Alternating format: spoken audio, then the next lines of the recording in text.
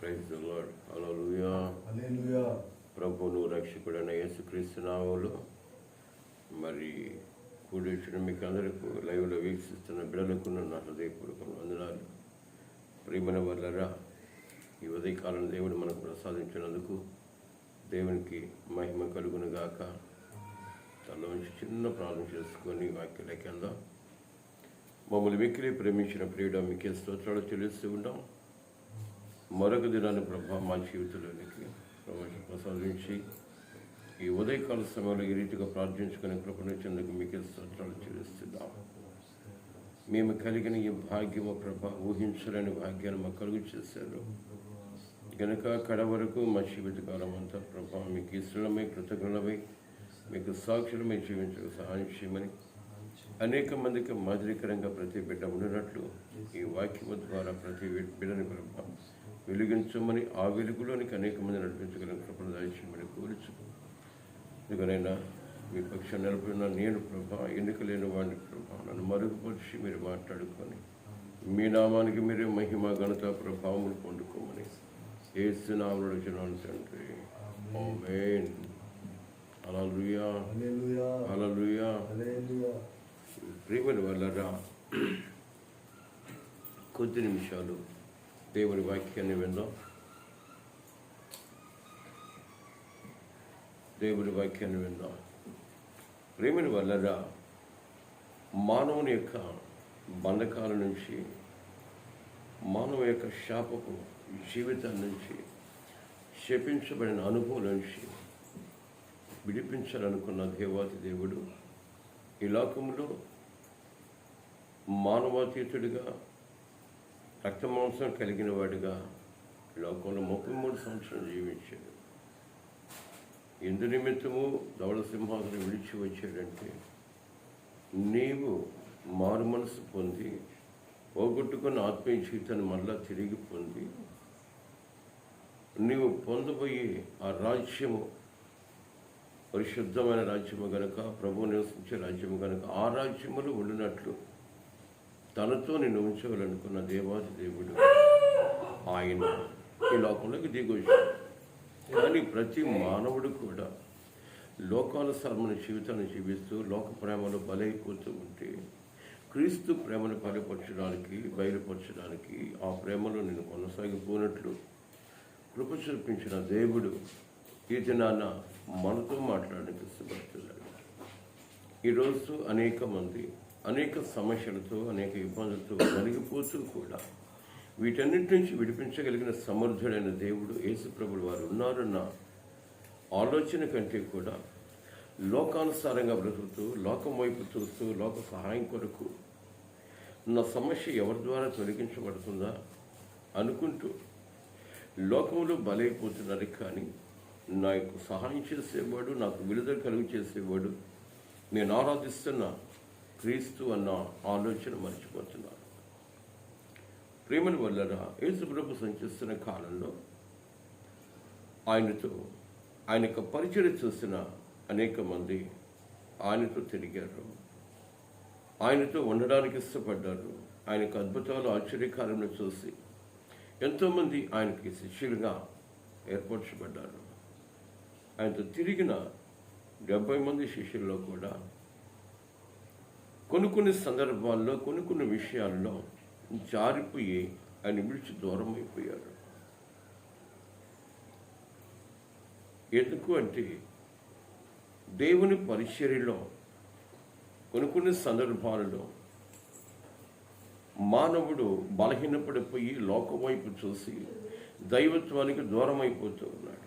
అలాగే ఆయనతో తిరుగుతున్న అనేక మంది కూడా దూరం అయిపోతూ ఉన్నారు. కానీ ఇట్టకేళ్ళకి ప్రతి ఒక్కరిని తండ్రిని దేవునికి చేరువలేక నడిపించాలనుకున్న తాపత్రయం యేసుప్రభుడు వారిలో ఉంది. కాబట్టి ఆయన దేవుని ప్రేమను పంచుతూ దేవుని రాజ్యాన్ని అనేక మందికి తెలియపరుస్తూ బ్రతుకుతున్న కాలంలో ఒకానొక రోజు ఉన్న ఫలంగా తనతో ఉన్న 12 మంది శిష్యుల్ని ఒక ధోని ఎక్కి త్వరపెడుతూ ఉన్నాడు. చూద్దాం, ఆ వాక్యాన్ని చదువుకుందాం. మార్కు సువార్త 5వ అధ్యాయము మరి 1వ వాక్యంలో మార్కు సువార్త, వారు ఆ సముద్రమునకు అద్దరిని ఉన్న గెరాసేను దేశములకు వచ్చిరి. ఆయన దోణి దిగగానే అపవిత్రాత్మ పట్టిన వాడొకడు సమాధుల నుంచి వచ్చి ఆయనకి ఎదురుపడిను. వాడు సమాధుల్లో వాసం చేయవాడు, సంఖ్యలతోనైనా ఎవడును వారిని బంధింపలేకపోయాను. పలుమారులు వారిని సంఖ్యలతో కాళ్ళకును చేతులకును సంఖ్యలు వేసి బంధించినను వాడు ఆ సంఖ్యలను తెంచి కాళ్ళు సంఖ్యలను తుచ్చలుగా చేసెను గనుక ఎవడును వారిని సాధుపరచలేక. చూడండి ప్రియమైన వల్లారా, ఈ యేసు ప్రభులు వారు ఒక దోణికి త్వరపెడుతూ ఉంటే వీళ్ళకి అర్థం కావట్లేదు. ఏంటి బోధకుడు ఎప్పుడు ఎవరిని త్వరపెట్టినవాడు కాదు, ఏంటి తొందరపాటు?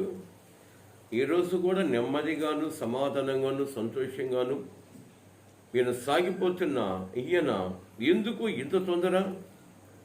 దీనికి గల కారణం ఏంటి? ఈయన ఎందుకు ఇంత తొందరపడుతున్నాడని చెప్పేసి అర్థం కాలేదు. అడగడానికి ఎవరికి ధైర్యము చాలేదు. 12 మంది శిష్యులు కూడా ఆయనతో మాట్లాడడానికి ధైర్యం లేకుండా ఉన్నారు.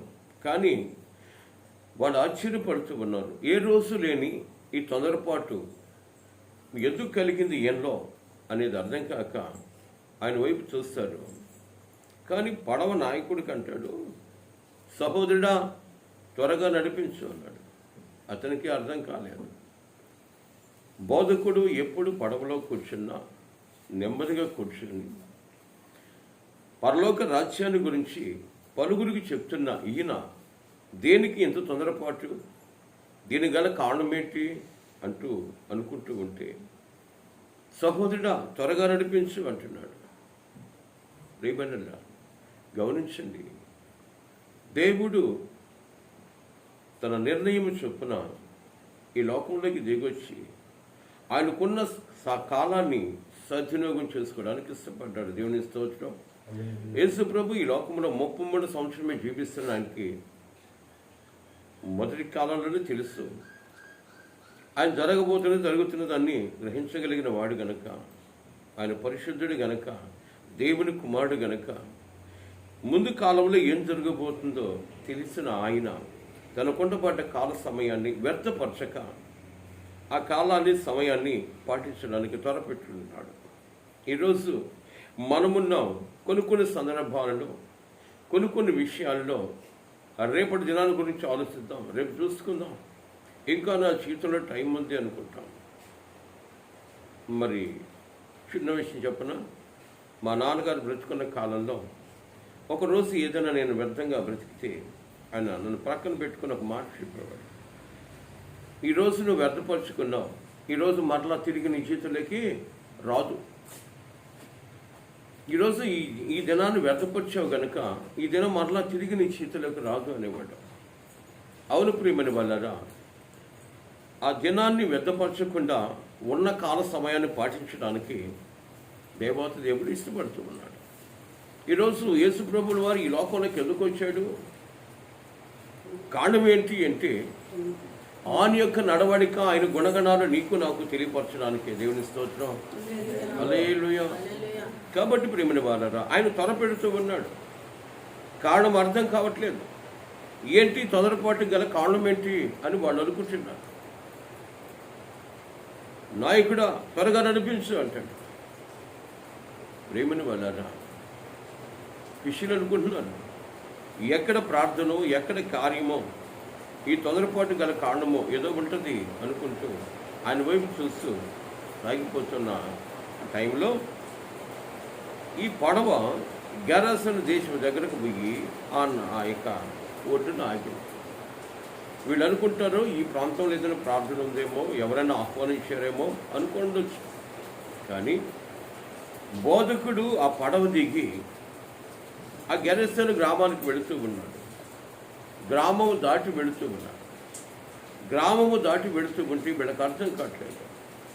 ఏదో ప్రార్థనలో ఏదైనా మీటింగులు ఉంటే గ్రామంలో జరుగుతాయి, గ్రామం దాటి పెడుతున్నాడు ఏంటి అనుకుంటూ వీళ్ళు ఆలోచిస్తున్నారు. కానీ బతుకుడా గ్రామము దాటి వెళుతున్నాం, ఎక్కడికి వెళ్తున్నాం ఇప్పుడు అని ధైర్యం మనకు చాలేదు.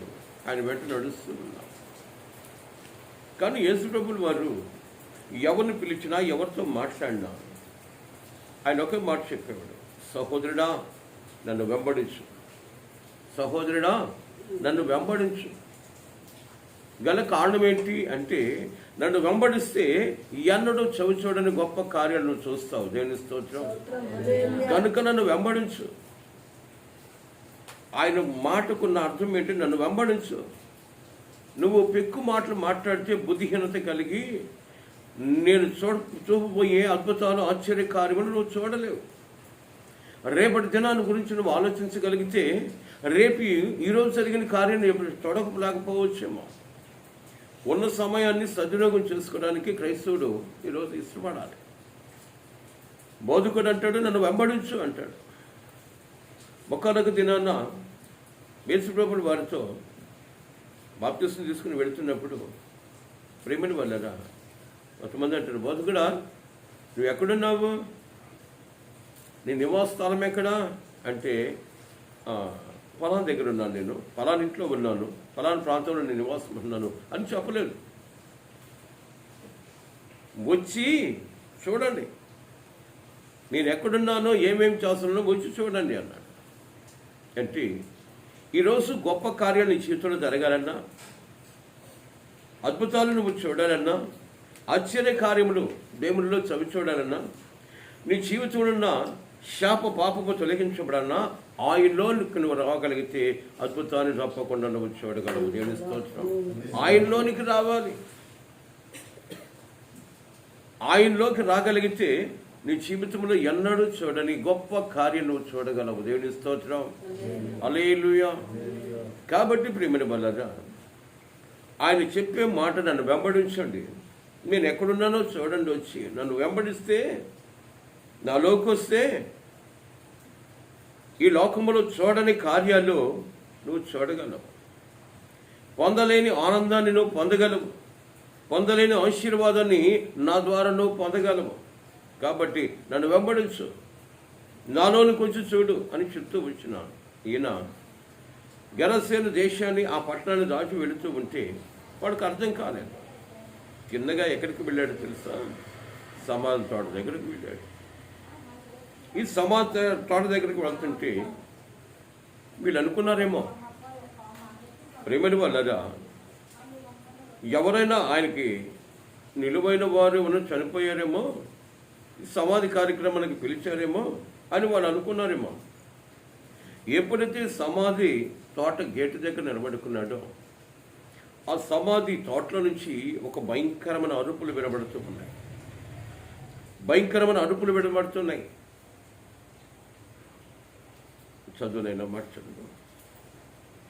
ఆయన ధోని దిగగానే అపవిత్రాత్మ పట్టిన, ఇక్కడ చాలా జాగ్రత్తగా వినాలి, అపవిత్రాత్మ పట్టిన వాడు సమాధుల్లో నుండి వచ్చి ఆయనకు ఎదురు పడిను. వాడు సమాధులను వాసం చేసే, సమాధులను నివాసం చేస్తున్న వ్యక్తి సంఖ్యలతో పలుమారు వాని కాళ్ళకును చేతులకు సంఖ్యలు వేసి బంధించినను వాడు ఆ చేతి సంఖ్యలు తెప్పి కాలి సంఖ్యలను తుత్తినిలుగా చేసి, కాళ్ళ సంఖ్యలను తుత్తినిలుగా చేస్తున్నవాడు ఎవడును వారిని సాధుపరచలేకపోయింది. వాడు ఎల్లప్పుడూ రాత్రి, ఇక్కడ చాలా జాగ్రత్తగా వినాలి, వాడు ఎల్లప్పుడూ రాత్రింబగళ్ళు సమాధుల్లోను కొండల్లోనూ కేకలు వేయచ్చు, తన్ను తానుగా రాళ్లతో గాయపరుచుకుంటున్న వ్యక్తి వాడు దూరము నుండి యేసును చూసి పరిగెత్తుకొని వచ్చి ఆయనకు నమస్కారం చేసి, యేసు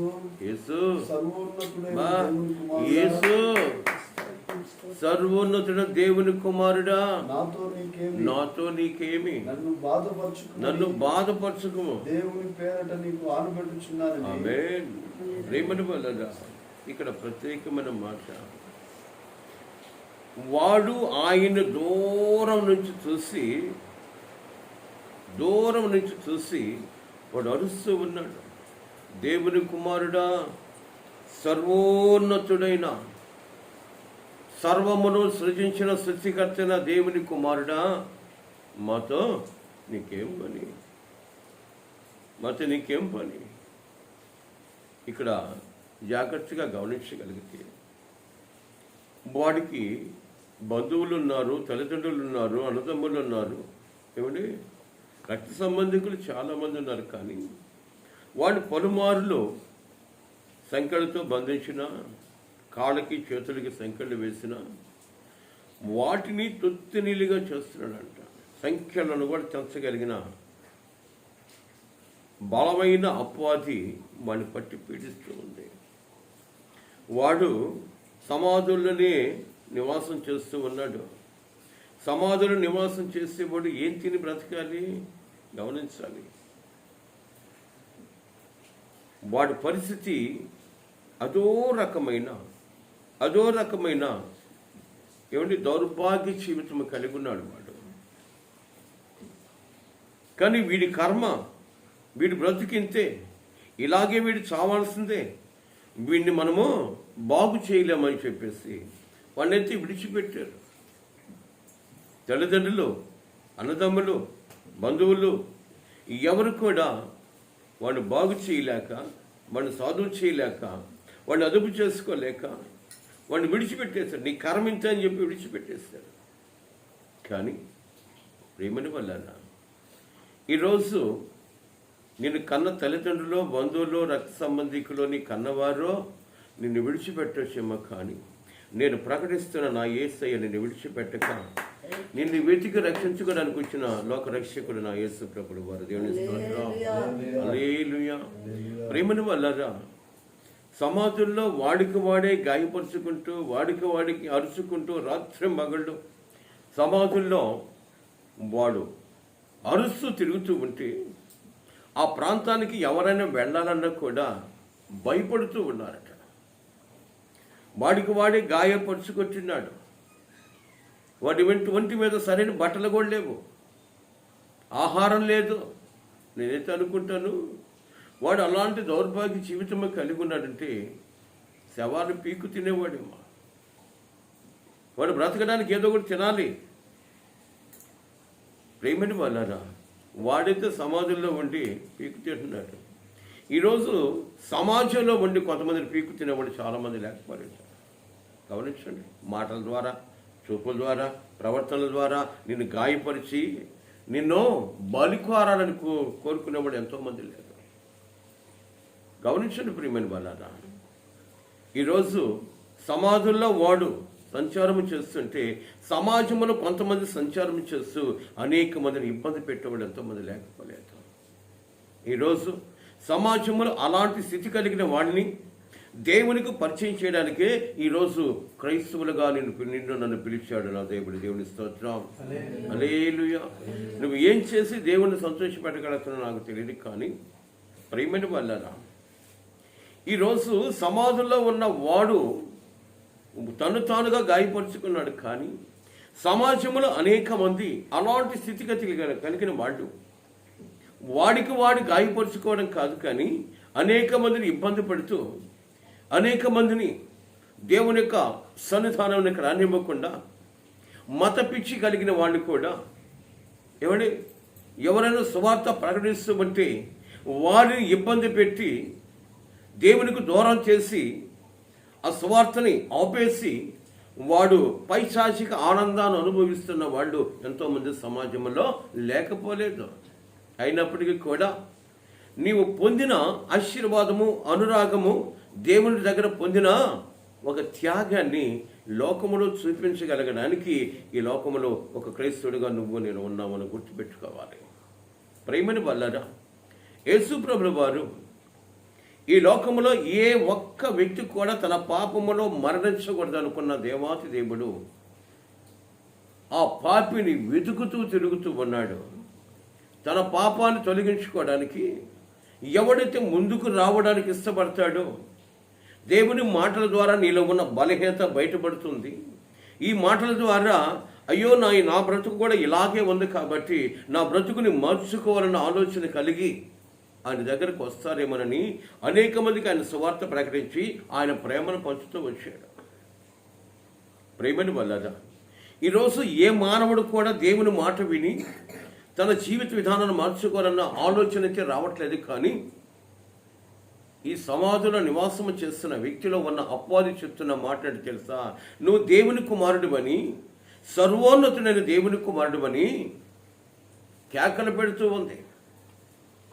ఎవడైతే ఆయన ఒప్పుకుంటాడో అట్టి వాడికి రక్షణ భాగ్యము కలుగుతూ ఉంది. దేవుని స్తోత్రం, హల్లెలూయా. ప్రేమను వల్లరా దూరం నుంచి యేసు ప్రభువు వారిని చూసి కేకలు వేస్తూ పరిగెత్తూ ఉన్నాడు. ఆయన దగ్గరకు వచ్చి ఆయన పాదాల ముందు మోకరిల్లి అరుస్తూ ఉన్నాడు. నువ్వు దేవుని కుమారుడువని, నువ్వు పరిశుద్ధుడువని, నువ్వు నిష్కలంకుడువని నాకు తెలుసు. ప్రేమని వల్లరా ఎప్పుడైతే వాడు అరుస్తూ పరిగెత్తాడు, అప్పుడు ఉండబడ్డ శిష్యులకు అర్థమైంది. ఏంటికో తెలుసా? ఏ ఒక్కడు నశించిపోవడం ఆయనకి ఇష్టం లేదు. దేవుని ఏ ఒక్కడో నశించిపోవడం ఆయనకి ఇష్టం లేదు కనుక ఇంత దూరం పరిగెత్తాడు. ఒకరోజు కండలేరుకి వెళ్ళాం. కండలేరుకి వెళ్ళి వస్తూ ఉంటే ఈ వాక్యం నన్ను అప్పుడప్పుడు కదిలిస్తూ ఉంటుంది. కుమార్ అన్నాడు నాతో, అయ్యగారు ఈ ఒక్క కుటుంబం కొరకు ఎంత దూరం వస్తున్నావా? ఈ ఒక్క కుటుంబం కొరకు ఇంత దూరం వస్తున్నావు అంటే నేను ఇప్పుడు అనుకున్నాను, ఒక్క వ్యక్తి కొరకు నా దేవుడు పరిగెత్తే కుటుంబం కొరకు నేను పరిగెత్తడం పెద్ద లెక్కే ఉంది. దేవుని స్తోత్రం, హల్లెలూయా. నన్ను పిలిచిన దేవుడు నమ్మకమైన వాడు. ఆయనలో కాస్తన్న గుణగణం మన జీవితంలో కలిగి జీవించాలన్నదే నా మొదటి తాపన. ప్రేమని వల్లరా ఒక కుటుంబం కొరకు, ఒక్క వ్యక్తి కొరకైనా పరిగెత్తడానికి నా దేవుడు మీ అందరి ప్రార్థన ద్వారా కృప చూపించాడు. ఈరోజు ఈ లైవ్లోకి రావడానికి గల కారణం ఏంటి? నేను పెద్ద గరీబునను, పిల్ల గొప్ప వాక్య పరిచారకుడను, గొప్ప బోధకుడన్న జనాలకి చూపించుకోవడానికి కాదు. కానీ నాకున్న తపన ఏంటో తెలుసా? నేను బ్రతికున్న కాలంలో ఒక ఆత్మనను రక్షించగలుగుతానేమోనన్న ఈ ఆలోచన. దేవుని మాట ద్వారా క్షుణ్ణంగా, హృదయపూర్వకంగా మనసు పెట్టి వినగలిగితే మనిషి మారి నూతనపరచబడి దేవుని సన్నిధి చేరుకుంటాడు. గనుక ఈ తపనతోనే ఈ కార్యం జరిగించడానికి ఇష్టపడుతూ ఉన్నాం. ప్రేమని వల్లరా యేసు ప్రభుకున్న ఆలోచన ఏంటో తెలుసా? ఏ పాపి కూడా తన పాపంలో మరణించడం ఆయనకి ఇష్టం లేదు. అక్కడ చదవగలిగితే చూద్దాం. పరిగెత్తుకొని వచ్చి ఆయనకు నమస్కారం చేసి, యేసు సర్వోన్నతుడైన దేవుని నాతో నీకేమి, నన్ను బాధపరచుకోమని దేవుని పేరట నీకు ఆనబెట్టుచున్నాను బిగ్గరగా కేకలు వేసింది. ఎందుకనగా ఆయన అపవిత్రాత్మ ఈ మనుష్యుని విడిచిపోమ్మని వారితో చెప్పాను. మరియు ఆయన నీ పేరేమని వారిని అడుగుగా వాడు నా పేరు సేన. సేన అంటే ఎన్ని ఉన్నాయంట?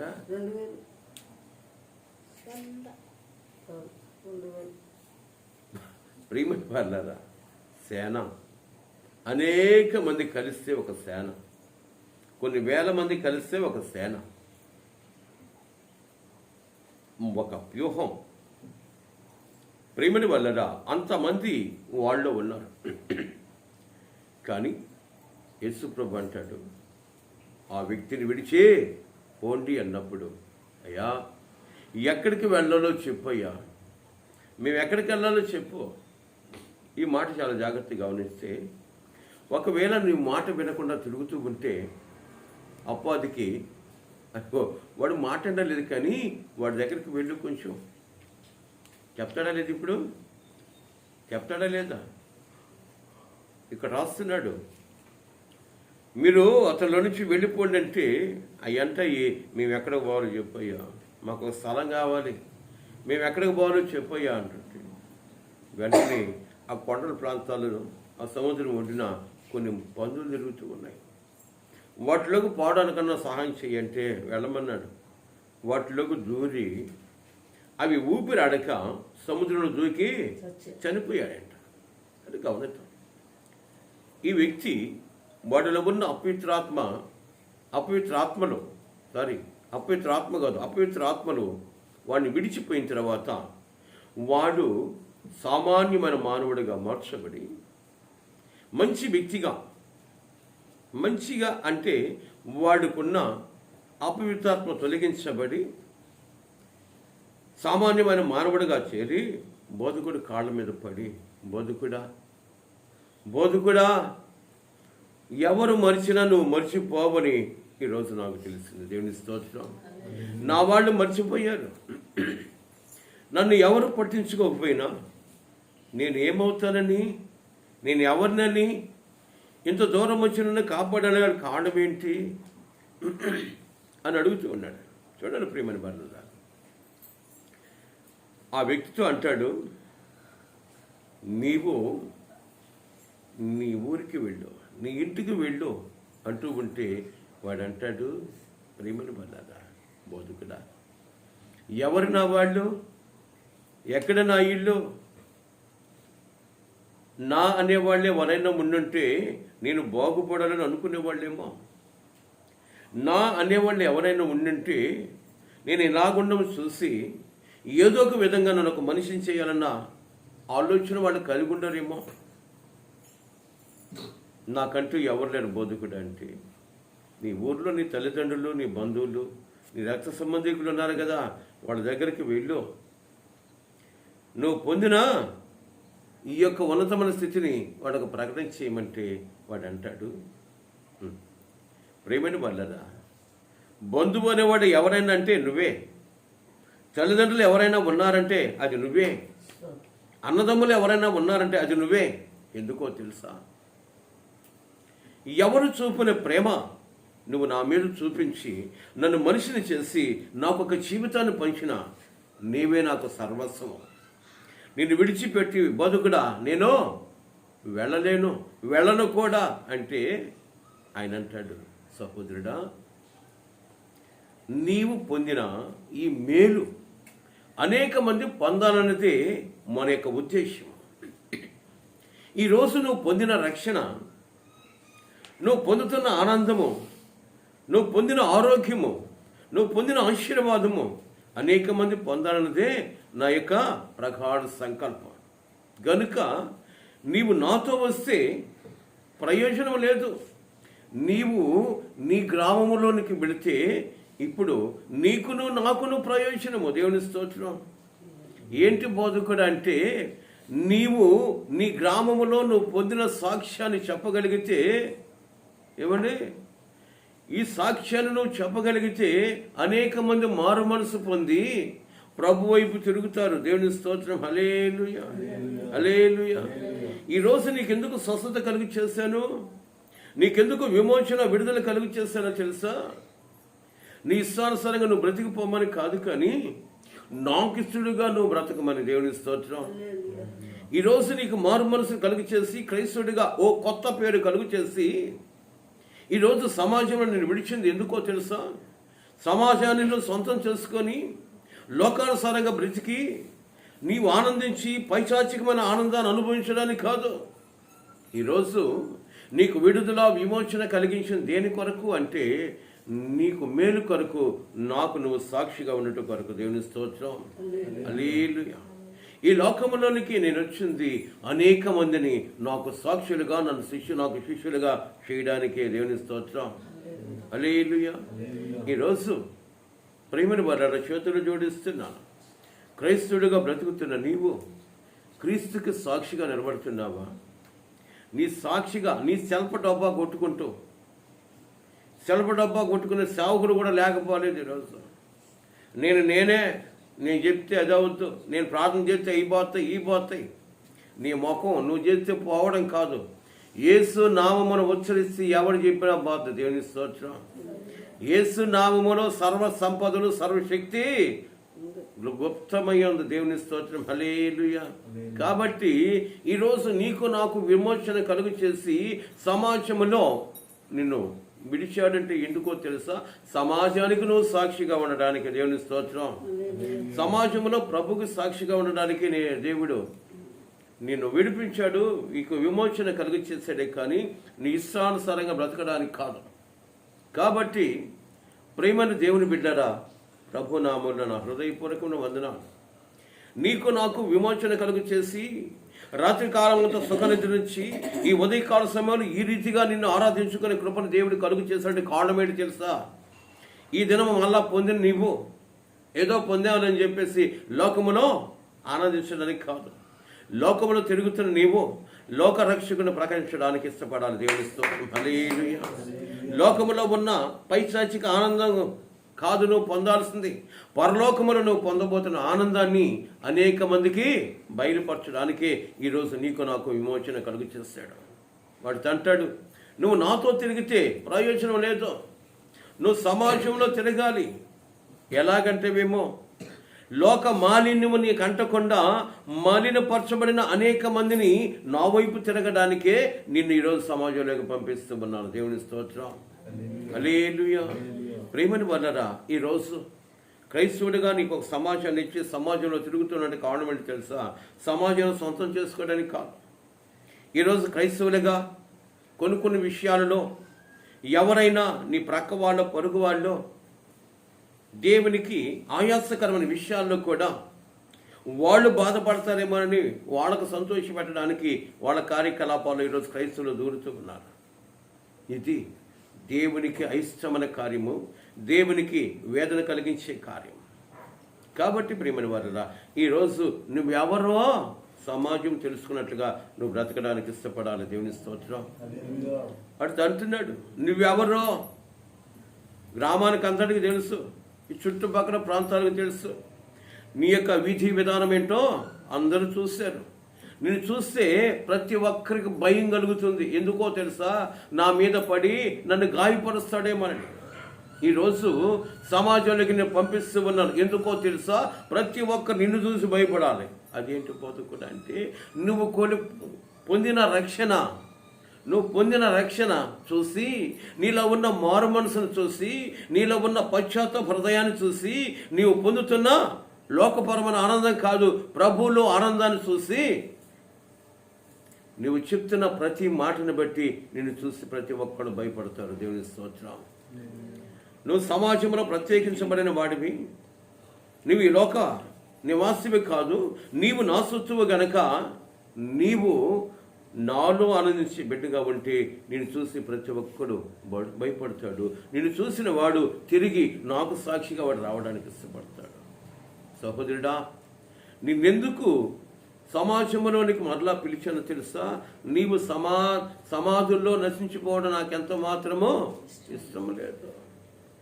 నీవు నశించిపోతావేమోనన్న ఆలోచన, ఈరోజు నీవు నేను నశించిపోతామన్న ఆలోచనతోనే ఈరోజు యేసు ప్రభు ఒక సందేశాన్ని మన చేతికి ఇచ్చాడు. దేవుని వాక్యాన్ని మన చేతికి ఇచ్చి, దైవ సేవకుని అనేక మందిని మనకించి, ఆ వాక్యము ద్వారా నీకు వెలుగులోనికి నడిపించడానికి దేవుడు ఇష్టపడి ఈ ఉదయకాల సమయంలో ఈ వాక్యాన్ని వినే కృపను దేవుడు మనకు కలుగు చేశాడు. ఈరోజు వింటున్నా దేవుని బిడ్డ, వాక్యాన్ని విడిచిపెట్టక ఈ వాక్యానుసారమైన జీవితాన్ని నువ్వు జీవిస్తే నీలో గూడి కట్టుకొని నీకు తెలియకుండా నిన్ను ఆవేదన గురి చేస్తున్న అంధకారం ఏదన్నా నీ హృదయంలో ఉంటే అది తొలగించబడుతుంది ఈ వాక్యం ద్వారా. దేవుని స్తోత్రం. గనుక చేతులు జోడిస్తూ ఉన్నా, దేవుడు నీకు విమోచన కలుగు చేసి ఆయన నిత్య రాజ్యములో వారసత్వాన్ని కలిగి చేయలేదే దేవుని యొక్క ముఖ్య ఉద్దేశం. ఈ లోకంలో విరవబడితే, ఎత్తబడి అనుభవం చేతిలో లేకపోతే అంధకారములోకి దిగిపోవాలి. అంధకారములో పళ్ళు కొరకడమును ఏడుపును పెడబొబ్బులు ఉంటాయి. అట్టి స్థితిలోనికి నీవు వెళ్ళిపోకుండా ఉండాలన్నది దేవుని యొక్క ముఖ్య సంకల్పం గనక ఈ దినము ఆయన మనందరితో మాట్లాడడానికి ఇష్టపడి ఆయన యొక్క ప్రేమను తెలియపరుస్తూ ఉన్నాడు. ఎంతకాలంగా మత్తుడివై, ఎంతకాలంగా లోకములో ఉన్న ఆస్తిపాస్తులు కలిగి మత్తుడివై ఉన్నావేమో, ఇవన్నీ నీకు ప్రయోజనం కాదు, కానీ నా ప్రభువు మాటే నీకు ప్రయోజనము. దేవుని స్తోత్రం. అట్టి కృప నీకు నాకు తోడయండి అని నిత్యరాజ్యానికి వారసత్వాన్ని కలుగు చేయనుగాక. నల్లవద్దమా కళ్ళు మూసుకుందాం. మమ్మల్ని మిక్కిలి ప్రేమించిన ప్రియుడా మీకు స్తోత్రాలు చెల్లిస్తున్నాం. ఇంతవరకు ఈ వాక్యాన్ని విన్న బిడలు, లైవ్లో విన్న బిడలు కూడా ప్రభా హృదయపూర్వకమైన మారు మనసును కలిగచేసి మీ ద్వారా బలపరచబడి మీ ద్వారా అనేక మందికి సాక్షులుగా నిలబడే కృప దయచేయమని కోరుచు. ఈ లోకంలో మేము నశించిపోకూడదు అనుకుని ఈ లోకములేక మానవాతీతుడిగా వచ్చి మీ ప్రేమని మాకు పంచిన ప్రేమ స్వరూపుడ మీకు స్తోత్రాలు. ఏ ఒక్క మానవుడు తన పాపంలో మరణించకూడదని మీరు తీసుకున్న నిర్ణయం అయ్యా మా పట్ల జరిగిస్తున్నందుకు మీకు స్తోత్రాలు చెల్లిస్తూ ఈ వాక్యం వింటున్న ప్రతి బిడ్డ హృదయపూర్వకమైన మారు మనసు పొంది మీకు సాక్షులుగా ఉంటూ నీ రాజ్యాన్ని ప్రభ లోకమును ప్రకటించడానికి సహాయం చేయమని అల్పులంలో మామూలు ప్రభ ఈ రీతిగా వాడుకుంటున్నది కూడా మీకు స్తోత్రాలు చెల్లిస్తూ ప్రతిదినము ఇలాగ లైవ్లోనైనా వాక్యాన్ని ప్రకటించడానికి ఇచ్చిన కృపకై స్తోత్రాలు. నాతో సహకరిస్తున్న బిడ్డల ప్రభ, చిన్న బిడ్డలు, ఆ బిడ్డలకు కూడా ప్రభ మీ ఆశీర్వాదం దయచేసి ఇంకను ఆసక్తి కలుగు చేసి మీ పరిచర్య మీదనైనా ఆశ కలుగు చేసి మీ ఆదరణ మీ కృప కలుగు చేసి మీ బిడ్డల ప్రభ నిత్యత్వానికి వారసులుగా మార్చమని ఈ లోకంలో జీవించినంతకాలం ప్రతి బిడ్డ అవసరాన్ని మీ నామను తీర్చి మీరే మహిమ పొందుకోమని ఘనత మహిమ ప్రభావాలు మీకు చెల్లిస్తూ యేసు నామమున అడుగుచున్నాను తండ్రి. ఆమేన్. మన పరమమైన దేవుని ప్రేమ, కుమారుడు యేసుక్రీస్తు వారి కృప, పరిశుద్ధాత్మ దేవుని యొక్క సన్నిధి సహవాసము, అన్యోన్య సహవాసము ఇప్పుడు ఎల్లప్పుడూ సదాకాలము సకల పరిశుద్ధులకు కూడి విషయం మనకందరికీ ఈ లైవ్లో వీక్షిస్తున్న ప్రతి బిడ్డకును ఆయన కృపతోడుగా ఉంచి ఆయన రాకడికి సిద్ధపరచునుగాక. ప్రభు నామమున మీ అందరికీ నా హృదయపూర్వక వందనాలు. దేవుడు మిమ్మల్ని పరిపూర్ణత దగ్గర నడిపించునుగాక.